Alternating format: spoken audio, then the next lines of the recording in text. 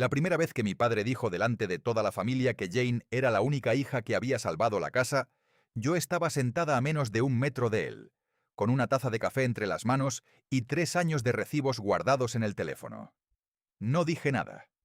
Miré a Jane sonreír mientras mi madre le tomaba la mano y mi padre levantaba su vaso para brindar por ella.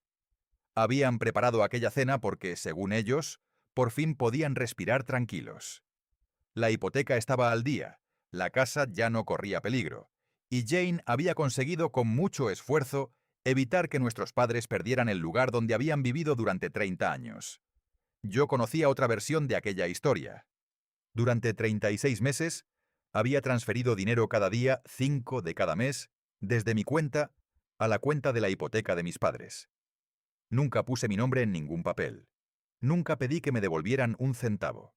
Lo hice porque mi madre lloraba cada vez que hablábamos de las cuotas atrasadas y porque mi padre, después de perder parte de sus ingresos, repetía que no quería terminar mudándose a un apartamento pequeño.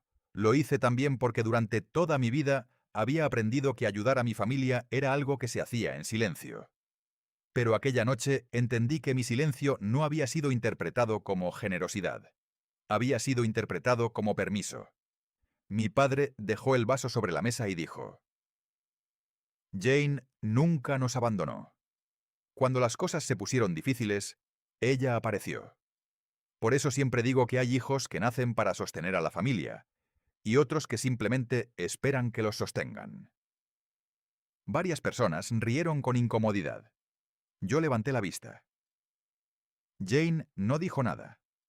Solo bajó los ojos, como si le diera vergüenza recibir tantos elogios. Mi madre añadió: Tu hermana incluso reorganizó sus gastos para ayudarnos. Aquello fue lo que me hizo mirar directamente a Jane. Ella sabía. No podía no saberlo. Yo había enviado el dinero a una cuenta que ella había ayudado a configurar cuando mi padre perdió el acceso a su banca en línea. Jane conocía las fechas, las cantidades y el problema. Aún así, permaneció callada mientras mi padre me miraba desde el otro extremo de la mesa. Harper, dijo, no todos tenemos la capacidad de Jane para pensar en los demás. Sentí que mis dedos se cerraban alrededor de la taza. Yo podía haber sacado el teléfono. Podía haber abierto las transferencias. Podía haber puesto los recibos sobre la mesa y terminado aquella conversación en menos de 1 minuto. Pero durante unos segundos, pensé en todo lo que había ocurrido antes. Pensé en mi madre llamándome a las 7 de la mañana porque el banco había enviado otro aviso. Pensé en la frase que mi madre repetía cada vez que yo preguntaba por qué Jane no ayudaba. Ella está construyendo su vida. Tú eres más estable. Y recordé algo que había ocurrido apenas 2 semanas antes. Jane me había llamado para decirme que nuestros padres estaban orgullosos de ella. Me contó que papá quería hablar con toda la familia sobre la persona que había salvado la casa. Yo había asumido que se refería a que Jane había hecho alguna gestión con el banco. No imaginé que estaban construyendo una historia en la que yo ni siquiera existía. Daniel me tocó suavemente el brazo debajo de la mesa. Yo negué con la cabeza. Todavía no. Quería escuchar hasta dónde llegaría. Entonces mi padre hizo algo que nunca había hecho antes. Sacó una carpeta azul y la puso junto a su plato. He preparado algo, dijo. Quiero que Jane sea copropietaria de la casa algún día. Después de todo lo que ha hecho, es lo mínimo. Mi madre sonrió. Jane abrió mucho los ojos, sorprendida. Yo miré la carpeta y sentí que el aire de la habitación cambiaba. Hasta ese momento había pensado que el problema era el reconocimiento. En ese instante comprendí que podía ser algo mucho más serio. Mi padre no solo estaba atribuyendo a Jane mis sacrificios, estaba a punto de convertir esa mentira en un derecho sobre la casa. Pregunté con la voz más tranquila que pude. ¿Qué hay dentro de esa carpeta? Mi padre me miró como si hubiera interrumpido una celebración. No es asunto tuyo. Si están hablando de la casa de la familia, quizás sí lo sea. Jane intervino por primera vez. Harper, no empieces. La miré. ¿Empezar qué? Ella apartó la vista. Mi padre cerró la carpeta y dijo que la conversación había terminado. Yo no discutí. Me levanté, tomé mi abrigo y salí de la casa sin despedirme de nadie. En el coche Daniel permaneció en silencio hasta que llegamos a la primera esquina. Entonces preguntó, ¿cuánto has pagado realmente? Le dije la cantidad. Él tardó unos segundos en responder. Entonces no tenemos un problema de reconocimiento, Harper. Miró por la ventana y luego volvió hacia mí. Tenemos un problema de dinero, documentos y una mentira que lleva 3 años creciendo. Esa noche, por primera vez, abrí todos los registros de mis transferencias. Había algo que no esperaba encontrar entre ellos. Una transferencia que yo no había hecho. La transferencia aparecía registrada un martes por la tarde, exactamente 2 días después de mi último pago mensual. Eran $1.850, la misma cantidad que yo solía enviar para cubrir la cuota de la hipoteca. Pero el número de referencia no era el mío.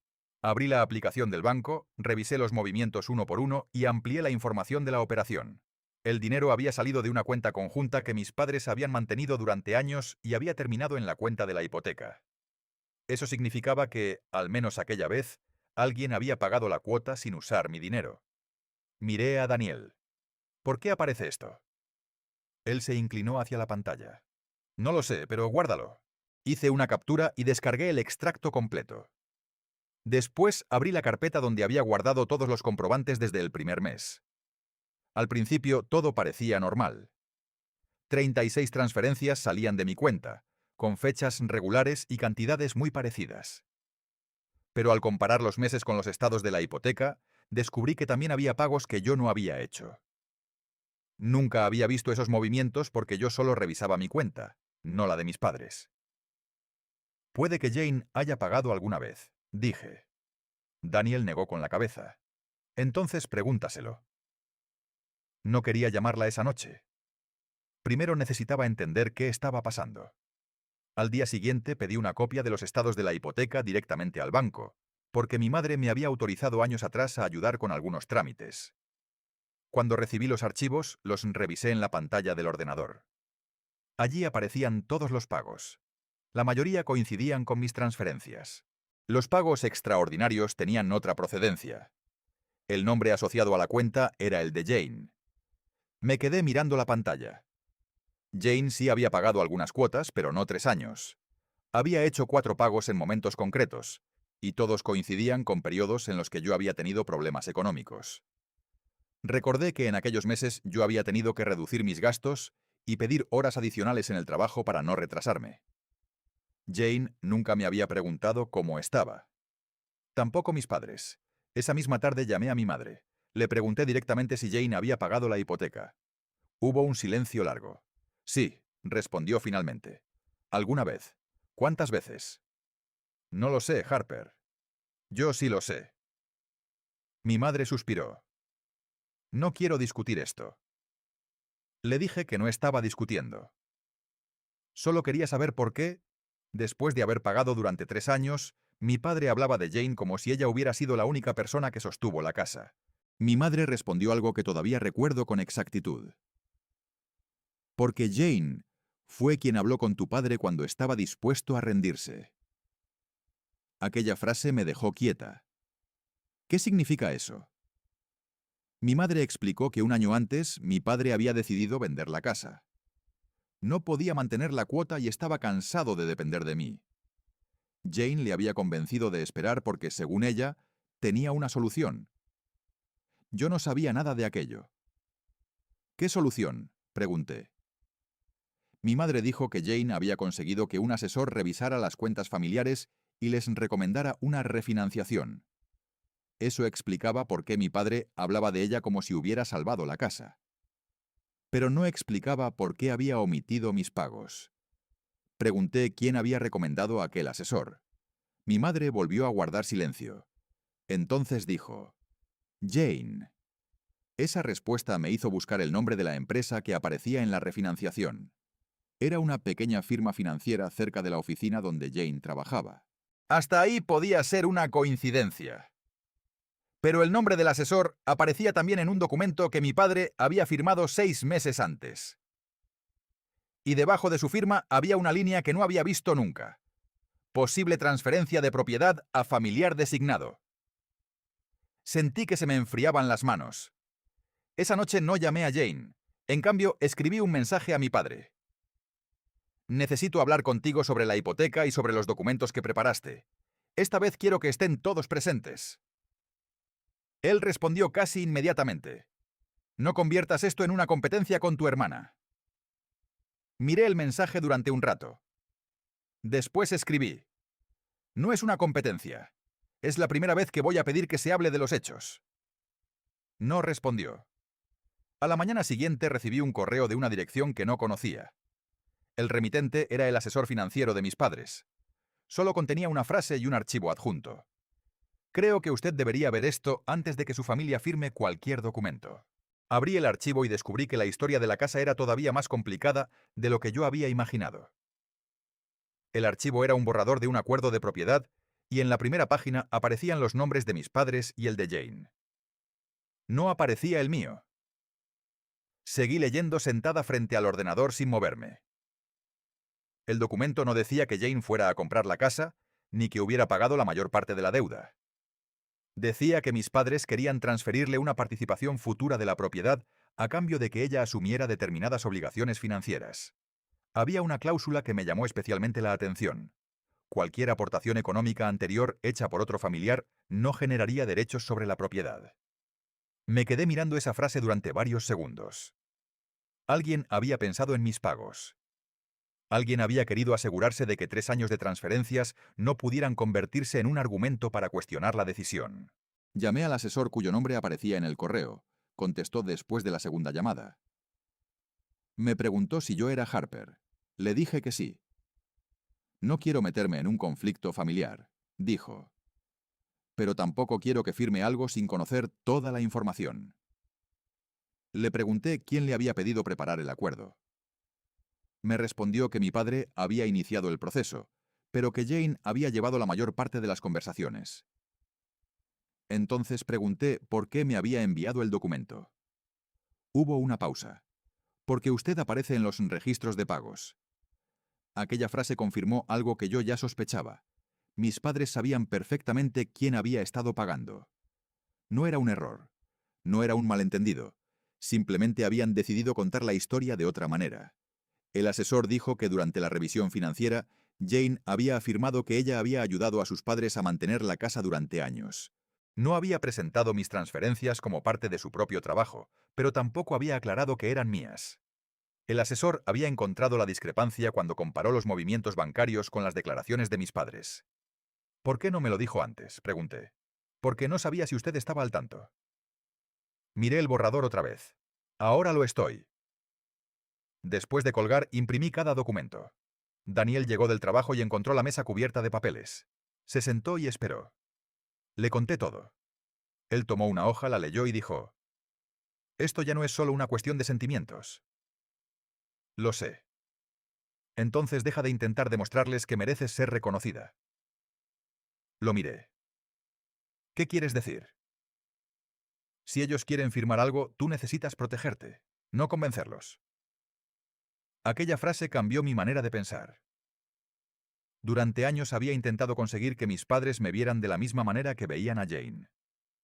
Había trabajado más, ayudado más, evitado problemas y aceptado cosas que me dolían para no provocar discusiones. Pero quizá había estado persiguiendo algo que nunca me iban a entregar. Mi valor no podía depender de que ellos admitieran lo que yo había hecho. Lo que sí podía hacer era dejar de financiar una relación en la que siempre era considerada insuficiente. Esa noche preparé una lista de todos los pagos que había realizado. El total superaba los $66.000. Yo había visto aquel dinero como una manera de mantener a mis padres seguros. Ahora entendía que ellos habían utilizado mi disposición para resolver problemas como una costumbre. Al día siguiente llamé a mi padre. Le dije que quería reunirme con él y con mi madre. También le dije que no iría a discutir sobre Jane. Quiero revisar los documentos de la casa y los pagos de la hipoteca. Él respondió que no había nada que revisar. El banco ya está solucionando todo. Entonces no debería ser difícil enseñármelo. Su voz cambió. ¿Quién te está llenando la cabeza de ideas?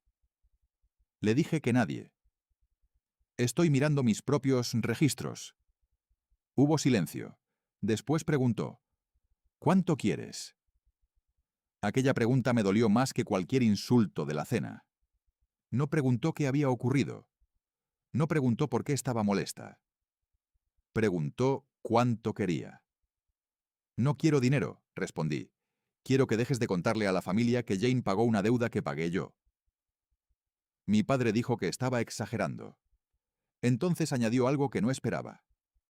Si sigues por este camino, puedes olvidarte de cualquier parte de la casa cuando muramos. Cerré los ojos. Esa frase confirmó lo que había empezado a entender.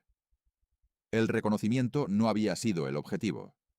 El objetivo era controlar quién tendría acceso al patrimonio familiar. Le respondí que no estaba pidiendo una parte de la casa. Entonces, ¿qué quieres? Miré los documentos sobre la mesa. Quiero que mi nombre deje de ser borrado. Mi padre colgó. 2 horas después, Jane apareció en mi apartamento sin avisar. No llevaba su habitual expresión tranquila. Tenía una carpeta en la mano y me pidió que la dejara entrar. La dejé pasar, se sentó frente a mí y colocó la carpeta sobre la mesa. «Hay algo que nunca te conté», dijo. Abrí la carpeta y vi una copia de una conversación de correo electrónico entre ella y nuestro padre.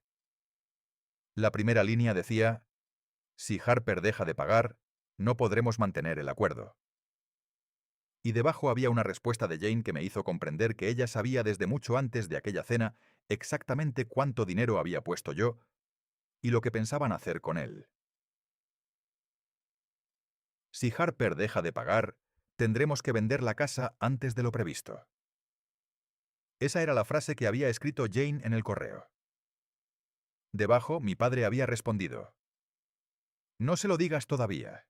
Mientras siga ayudando, podemos ganar tiempo». Leí aquellas 2 líneas una y otra vez. Jane estaba sentada frente a mí con las manos juntas sobre las rodillas. «¿Desde cuándo sabías esto?», pregunté. Ella tardó en responder. «Desde hace casi 2 años». Sentí que algo se cerraba dentro de mí. «¿Y aún así dejaste que papá dijera que tú salvaste la casa?». Jane bajó la mirada. «No fue tan sencillo». «Para mí sí lo fue».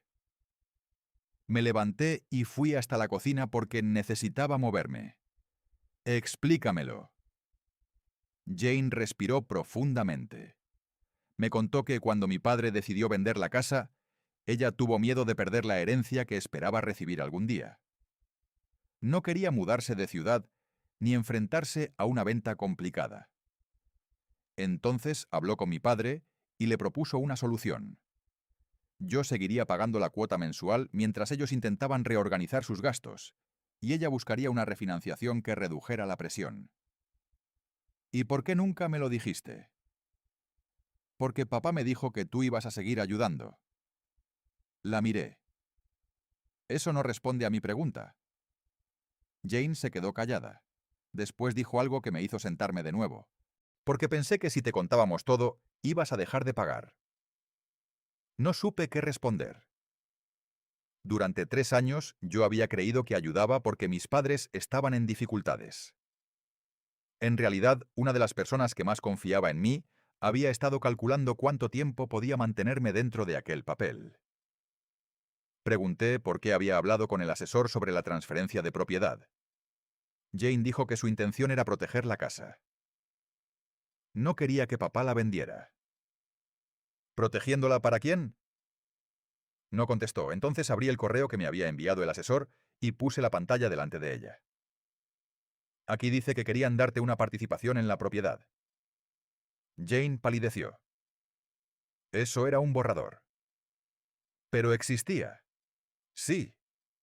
Y yo no aparecía. Ella se pasó una mano por el cabello. «Papá pensaba que tú no querías nada». Solté una risa corta, sin alegría. Nunca me preguntó. Jane dijo que mi padre siempre había pensado que yo era más fuerte, más independiente y capaz de arreglármelas sola. Aquella explicación me resultó peor que una mentira. Durante años habían convertido mi capacidad para resistir en una razón para exigirme más. Jane era la hija que había que cuidar porque, según mi madre, ella sentía las cosas de otra manera. De pronto recordé algo que había ocurrido cuando éramos adolescentes. Jane había roto accidentalmente una ventana de la casa de un vecino jugando con una pelota. Mi padre me había pedido que hablara con el vecino porque yo sabía expresarme mejor. Después, cuando el vecino aceptó que nuestros padres pagaran el arreglo, mi madre felicitó a Jane por no preocuparse demasiado. Yo había aprendido aquella lección mucho antes de entenderla. Jane podía equivocarse y seguir siendo querida. Yo tenía que resolver las consecuencias. Volví a mirar la carpeta. Había más documentos. Entre ellos encontré una hoja con una lista de mis transferencias, fechas y cantidades. Junto a varias aparecían anotaciones hechas a mano. Harper cubre este mes. Harper puede continuar. No tocar este tema todavía. Mi estómago se contrajo. No habían olvidado mis pagos. Los habían organizado alrededor de ellos. Jane vio mi expresión y dijo: «Yo nunca quise hacerte daño». «Pero lo hiciste». Ella empezó a llorar. No me acerqué. Jane me pidió que no enseñara aquellos correos a nuestros padres. Dijo que todo podía arreglarse entre nosotros. Le pregunté si ella estaba dispuesta a renunciar al acuerdo sobre la casa. Se quedó en silencio. «Eso pensé», dije. Antes de irse me preguntó si iba a dejar de pagar. Le respondí que sí. «A partir de este mes no enviaré más dinero». Jane levantó la cabeza.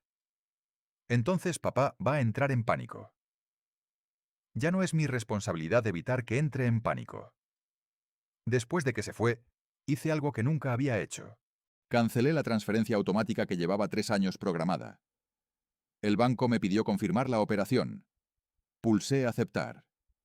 Al día siguiente, mi padre llamó 6 veces. No contesté. Luego llegó un mensaje. «La cuota vence mañana». No respondí. 1 hora después llegó otro. «Si haces esto, todos sabrán qué clase de hija eres». Aquella frase me confirmó que nada había cambiado. Seguían pensando en mi deber, no en mi sacrificio. Mi madre me llamó llorando y me dijo que acababa de descubrir que el dinero que Jane había dicho haber reunido para la refinanciación nunca había estado disponible como ella pensaba. El acuerdo podía venirse abajo. Y entonces mi madre añadió: «Tu padre quiere reunir a toda la familia el domingo». El domingo llegué a casa de mis padres 10 minutos antes de la hora acordada. Desde fuera la casa parecía exactamente igual que siempre.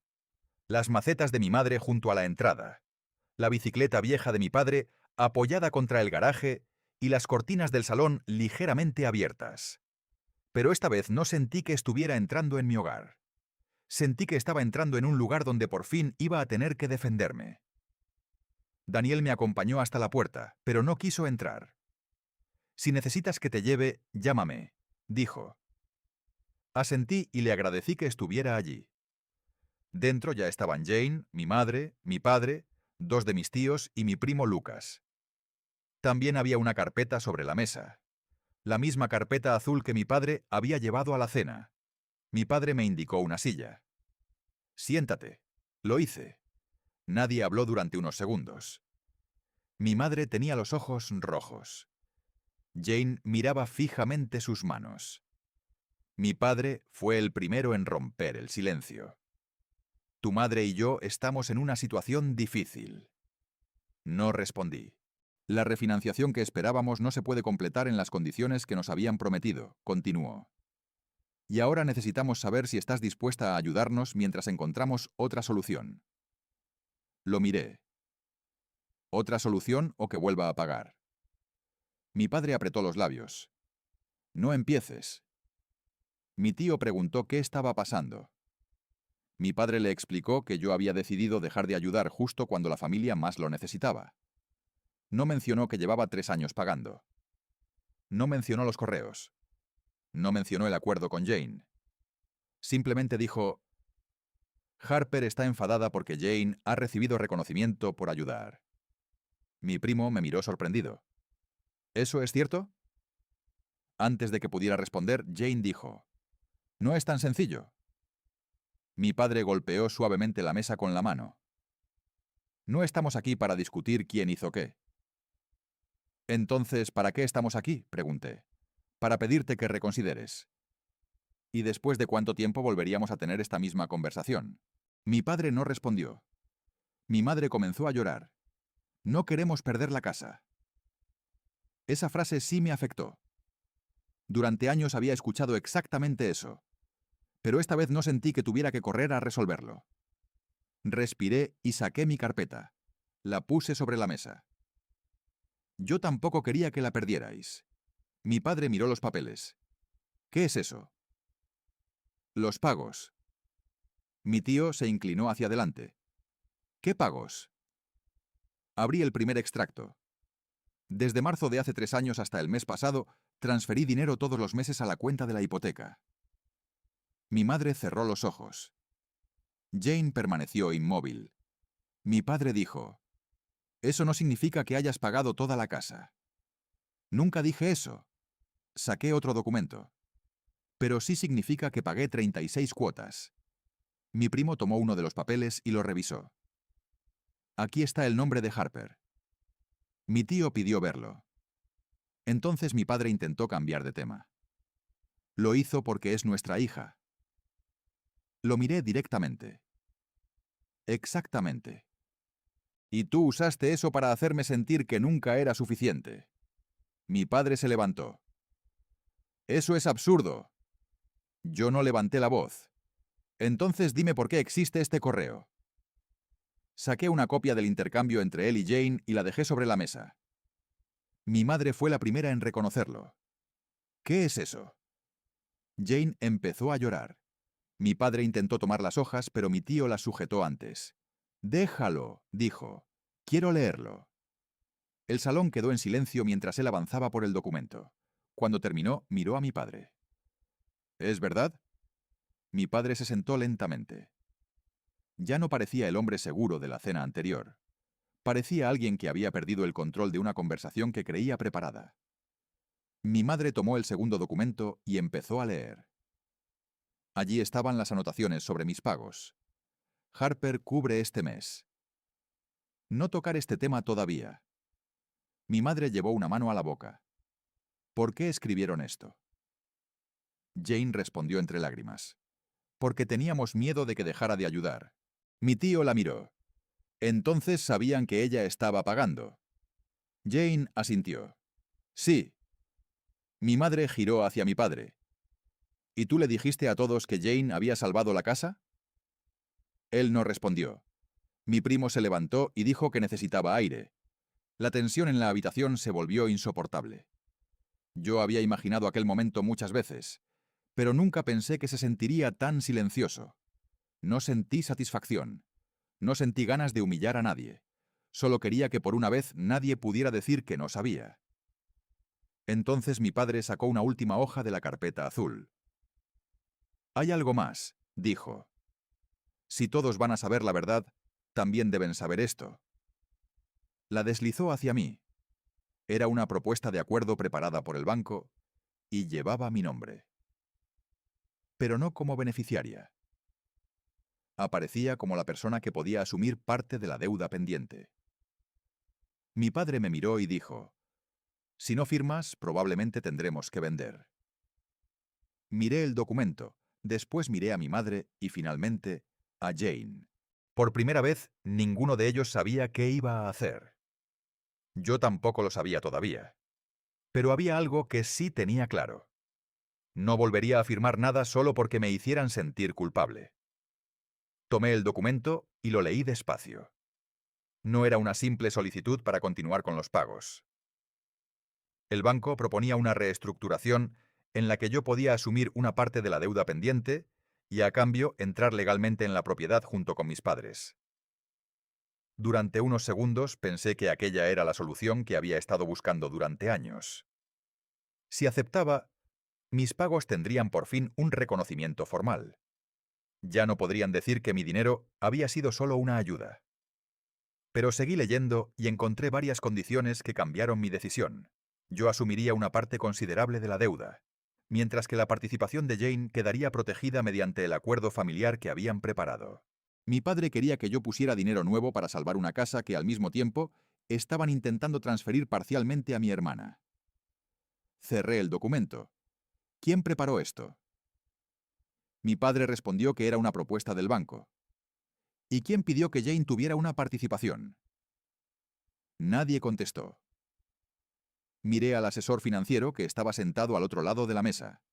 Él había aceptado venir porque mi madre se lo había pedido. El hombre aclaró la garganta. La propuesta inicial contemplaba a los 3 hijos, pero después se modificó. Mi padre lo interrumpió. No necesitamos entrar en detalles. Yo sí, respondí. El asesor continuó. Explicó que cuando revisó las cuentas había recomendado que cualquier transferencia de propiedad reflejara las aportaciones reales de cada persona y la capacidad futura de asumir la deuda. Según sus registros, mis pagos eran la mayor contribución familiar externa durante los últimos 3 años. Jane había hecho 4 pagos importantes y había gestionado la refinanciación, pero todavía no había aportado la cantidad que había prometido para la solución definitiva. El silencio fue inmediato. Jane se levantó. Eso no es justo. El asesor la miró. Estoy hablando de los documentos, no de usted. Mi padre preguntó si había alguna forma de mantener la casa sin venderla. El asesor respondió que sí, pero que primero debían reducir gastos, demostrar ingresos suficientes y acordar quién asumiría legalmente la deuda. Después añadió algo que nadie esperaba. También existe otra opción. Si ustedes consideran que no pueden mantener la propiedad, pueden venderla voluntariamente antes de entrar en un proceso más complicado. Mi madre comenzó a llorar otra vez. Yo miré alrededor de la habitación. Por primera vez entendí que salvar la casa no significaba necesariamente que yo tuviera que seguir pagando. Había otras posibilidades. El problema era que mis padres habían construido su plan alrededor de mi disposición a sacrificarme. Mi padre me miró. Harper, eres nuestra hija. Lo sé. No puedes simplemente marcharte. No me estoy marchando de la familia. Estoy dejando de pagar una deuda que no está a mi nombre. Mi madre susurró. ¿Pero podrías ayudarnos? Ya os he ayudado. Nadie respondió. Mi padre se pasó ambas manos por la cara. Entonces, ¿qué quieres de nosotros? Pensé en aquella pregunta. Durante años había querido que me agradecieran. Quería que admitieran que también había hecho cosas importantes. Quería escuchar de mi padre una frase sencilla que quizá nunca llegaría. Pero en ese momento entendí que no necesitaba ninguna de esas cosas para seguir adelante. Quiero que dejéis de usar mi culpa como método para conseguir dinero. Mi madre bajó la cabeza. Jane empezó a llorar en silencio. Mi padre permaneció sentado. Después de unos minutos, preguntó si estaría dispuesta a ayudar de alguna otra manera. Le respondí que podía acompañarlos a hablar con el banco, revisar el presupuesto y buscar una solución real. Pero no iba a realizar más transferencias mensuales ni firmar una deuda nueva para proteger una herencia que otros habían decidido repartir sin mí. El asesor confirmó que aquello era razonable. Entonces mi padre hizo algo que no esperaba. Sacó la carpeta azul, rompió en 2 el borrador de transferencia a Jane y dejó los pedazos sobre la mesa. «No voy a firmarlo», dijo. Jane levantó la cabeza. «Papá...» Él la miró. «No puedo seguir fingiendo que esto fue solo tuyo». Aquella frase no reparó los 3 años anteriores, pero cambió algo en la habitación. Por primera vez mi padre estaba aceptando una parte de la verdad. Mi madre se acercó a mí después de que los demás se marcharan. Me tomó la mano. «Lo siento», dijo. Yo no retiré la mano, pero tampoco respondí inmediatamente. «Mamá, necesito que entiendas algo. Que me pidas perdón no significa que todo vuelva a ser como antes». Ella asintió. «Lo sé. Y tampoco voy a competir con Jane». Mi madre empezó a llorar. «No quiero que compitáis». «Entonces deja de compararnos». Se quedó callada. Salí de la casa con la carpeta bajo el brazo. En el coche, Daniel me preguntó qué había pasado. Le conté todo. Después me preguntó qué iba a hacer con los documentos. «Voy a guardarlos», respondí. «Y voy a pedir asesoramiento independiente antes de firmar cualquier cosa». Durante las semanas siguientes, mis padres negociaron con el banco. Finalmente descubrieron que podían reducir la casa a un presupuesto que sí podían mantener si vendían algunos activos, ajustaban sus gastos y aceptaban mudarse a una vivienda más pequeña. No era el final que habían imaginado, pero era una solución real. Jane tuvo que devolver parte del dinero que había recibido de nuestros padres para supuestamente preparar la refinanciación. No la denuncié ni intenté castigarla. Lo único que hice fue dejar de cubrir las consecuencias de sus decisiones. Mi padre también tuvo que reconocer ante otros familiares que yo había pagado la mayor parte de las cuotas durante aquellos 3 años. Y entonces llegó el momento que no había planeado. Una tarde, mientras revisaba unos papeles en mi oficina, recibí un mensaje de mi padre. Decía: «Quiero hablar contigo». Esta vez sin Jane, sin mamá y sin nadie más. Dudé antes de responder. Finalmente acepté. Al día siguiente nos encontramos en una cafetería. Mi padre llegó 10 minutos antes que yo y tenía una sola hoja doblada sobre la mesa. Cuando me senté, la empujó hacia mí. «No es un contrato», dijo. «Es algo que necesito que leas». La abrí y reconocí su letra. Era una lista de todas las cosas que recordaba que yo había hecho por la familia desde que era joven.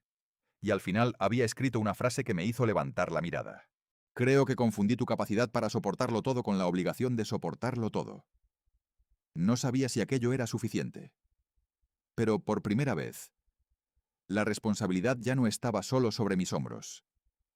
Mi padre no apartó la mirada cuando terminé de leer la hoja.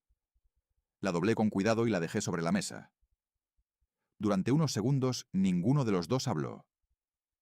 El ruido de las tazas, las conversaciones de otras personas y la música suave del local llenaban el espacio entre nosotros. Finalmente le dije: «Agradezco que hayas escrito esto, pero necesito que entiendas que una frase no puede borrar 3 años». Él asintió. «Lo sé. Tampoco puede borrar que delante de toda la familia dijiste que yo era peor que Jane». Mi padre bajó la mirada. «Lo sé». Era extraño escucharlo decirlo sin defenderse. Durante años, cada vez que intentaba hablar de algo que me había dolido, encontraba una explicación. Que yo era demasiado sensible, que Jane necesitaba más apoyo, que él solo estaba intentando mantener la paz. Esta vez no hubo ninguna explicación, solo silencio. Mi padre me contó que después de aquella reunión había hablado con mi madre y con Jane. Reconoció que durante mucho tiempo había tratado a Jane como si necesitara ser protegida de las consecuencias, mientras que a mí me había convertido en la persona a la que acudían cuando había un problema. «Pensaba que tú podías con todo», dijo. «Ese fue mi error». Le respondí que ser capaz de resolver problemas no significaba que quisiera vivir resolviendo los problemas de todos. Él asintió otra vez. Después me dijo que habían decidido vender la casa. No porque yo hubiera dejado de ayudar, sino porque finalmente habían aceptado que mantenerla les exigía vivir por encima de sus posibilidades. Encontraron un comprador y utilizaron una parte del dinero para liquidar la hipoteca. Con el resto, mis padres compraron una vivienda más pequeña a poca distancia de mi madre. Mi padre empezó a trabajar algunas horas a la semana, haciendo tareas administrativas para un antiguo compañero. Mi madre dejó de asumir gastos que no podía permitirse y comenzó a controlar sus cuentas sin depender de sus hijas. Jane tuvo que afrontar sus propios problemas. El dinero que había recibido de mis padres para la supuesta refinanciación se convirtió en una deuda que ella debía devolver poco a poco. También perdió la posibilidad de recibir una participación automática en la antigua casa. Durante un tiempo, nuestra relación quedó prácticamente detenida. No hubo grandes discusiones ni insultos. Simplemente dejamos de hablar. Yo necesitaba distancia y ella necesitaba enfrentarse a cosas que durante mucho tiempo había evitado. Unos meses después, Jane me escribió un correo. No me pidió dinero. No me pidió que interviniera con nuestros padres. Solo reconoció que había sabido de mis pagos desde el principio y que había elegido callar porque tenía miedo de perder lo que esperaba recibir. Me dijo que durante mucho tiempo había confundido ser la hija favorita con ser una persona más valiosa. No respondí ese mismo día. Esperé una semana y finalmente le contesté que aceptaba sus disculpas, pero que la confianza no regresaría simplemente porque ambos quisiéramos que regresara. Le dije que, si algún día volvíamos a tener una relación cercana, tendría que construirse de otra manera. Jane aceptó. No sé si algún día seremos las hermanas que fuimos cuando éramos niñas, pero al menos ya no vivimos dentro de la misma mentira. Mis padres también cambiaron su manera de tratarme. Al principio fue incómodo. Mi madre seguía llamándome cuando necesitaba ayuda, pero ahora, antes de pedirme algo, preguntaba, ¿puedes hacerlo? Y cuando yo respondía que no, aceptaba la respuesta. Mi padre dejó de compararnos. Una tarde incluso me dijo algo que jamás había escuchado de él. No necesito que demuestres nada para estar orgulloso de ti. No le respondí con un discurso. Solo sonreí y cambié de tema. No necesitaba convertir aquel momento en una reparación perfecta. Había aprendido que algunas heridas no desaparecen porque alguien diga las palabras correctas. Se vuelven menos importantes cuando dejan de controlar tus decisiones. Yo también cambié. Dejé de revisar constantemente si alguien estaba contento conmigo. Dejé de pagar gastos familiares por miedo a que pensaran que era egoísta. Dejé de aceptar invitaciones cuando sabía que solo me querían allí para resolver algún problema. Y sobre todo dejé de creer que decir no significaba abandonar a las personas que quería. Un año después de aquella cena, volví a la antigua casa de mis padres para recoger unas cajas que habían quedado en el garaje antes de la venta. Entré por última vez en aquella habitación donde mi padre había levantado su copa y había dicho que Jane había salvado la casa. Ya no sentí la necesidad de corregir aquella escena en mi cabeza. La casa se había vendido. La hipoteca estaba pagada. La familia seguía existiendo. Y yo ya no tenía que sacrificarme para demostrar que pertenecía a ella. Encontré una vieja caja con recibos dentro. Eran copias de algunas de las transferencias que había hecho durante aquellos 3 años. Durante un momento pensé en tirarlas.